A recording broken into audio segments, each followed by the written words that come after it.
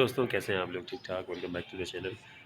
आज हम अपना Hyundai का प्रेशर वॉशर का टेस्ट कर रहे हैं, उसका रिव्यू बना रहे हैं। तो 2-3 जगहों पे हमने उसको यूज़ किया है। अब्दुल हादी ने अपनी साइकिल वगैरह वॉश की है, बाकी हमने कुछ घर की चीज़ें थी वो वॉश की हैं। तो देखते हैं उसने कैसा परफॉर्म किया है। आए शेयर करते हैं आपसे कि कैसा परफॉर्म किया उसने। ये देखिए कितना प्यारा उसका प्रेशर है।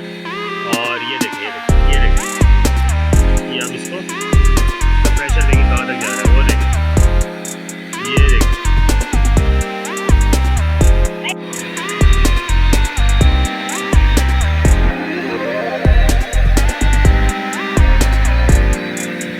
दुलादी क्या कर रहे हैं आप?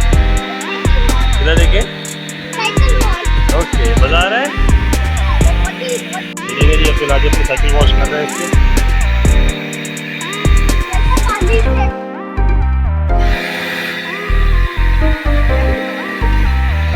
अब्दुल हादी ने अपनी साइकिल तो वॉश कर ली है और वॉशर से बिस्मिल्लाह कर ली है, लेकिन ये देखिए अच्छी वॉश करता है, हर तरफ से इसने मिट्टी निकाली है।